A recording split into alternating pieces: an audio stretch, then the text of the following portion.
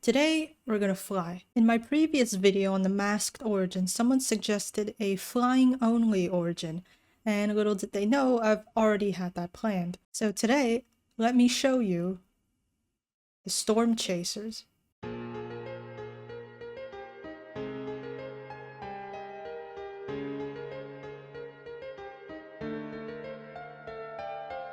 When you first spawn into your world, you would find yourself at Y level 256-ish, at the top of the world.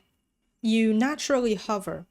If you want to go down, you hold sneak, and if you want to ascend, you hold space.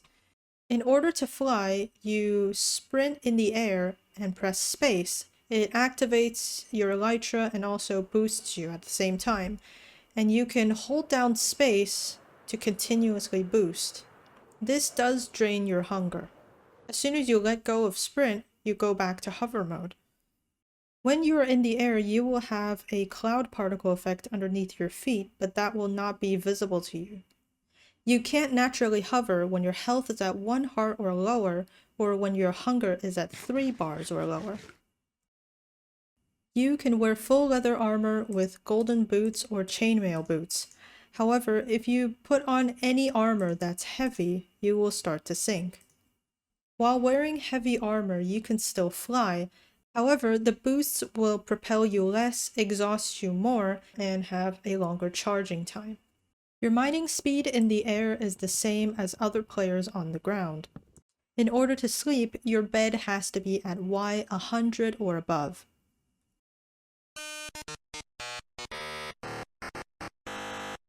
When you are in the air, you get static charge, and when that charge is full, the cooldown bar disappears.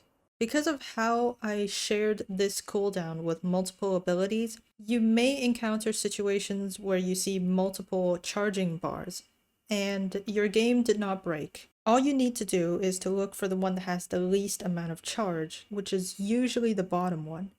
In order to discharge, you can touch the ground or touch water, and this will do a little bit of damage.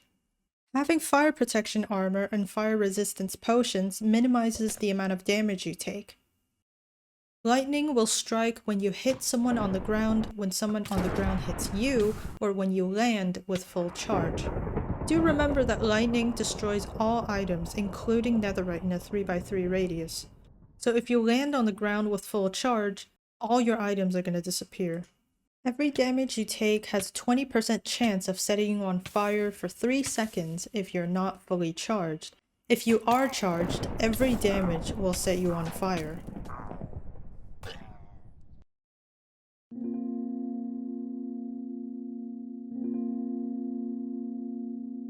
When you are in rain, you are constantly discharging, and you can land on the ground without taking damage. During a thunderstorm, you get an additional 10 points of defense, and your charge continues to build up. When you land with full charge during a thunderstorm, not only do you not take damage, you get absorption 2 for 3 minutes. I'm just gonna talk about some technical stuff if you're interested. At the very start of the week, I was struggling with the hovering mechanic. The hover up mechanic while you hold space is actually the climbing mechanic. You're climbing on air. That's what you're doing. And the hover down is slow falling. And the staying still in mid-air, it's actually levitation level 0. At the start, I knew that levitation 256 actually allows players to hover, but it has a lot of side effects. Like, as soon as you go into elytra and you, for example, use a firework, you get launched into the stratosphere. You get launched like 100, 200 blocks in the air, and I couldn't prevent that. And you also couldn't use bows and arrows. There's just way too many downsides, and I was getting very frustrated. And then I realized you could put negative integers and amplifiers. So then I tried -1. And then levitation level 0 is actually exactly the same thing, but without the side effects. So that was a huge breakthrough. And now I also know how to use resources now. So I don't have to make a million scoreboards that if you want to remove, you have to remove it manually. Oh, yeah. Target condition. When you hit an entity that's riding something, it also strikes lightning.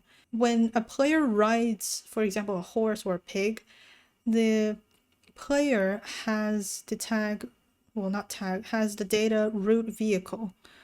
But then if, for example, a skeleton rides a spider, it's actually not the skeleton that has the data, it's the spider that has the data of passengers. So I had to set up two different things. And I'm not even sure if the two conditions that I wrote includes everything. I made sure that if there is an entity that is riding something that's on the ground, that's connected to the ground, it strikes lightning. And then if it's a skeleton riding a spider and you shoot the skeleton, it also gets struck by lightning. Right. So I guess that's everything now. I guess have fun, stay creative, and goodbye.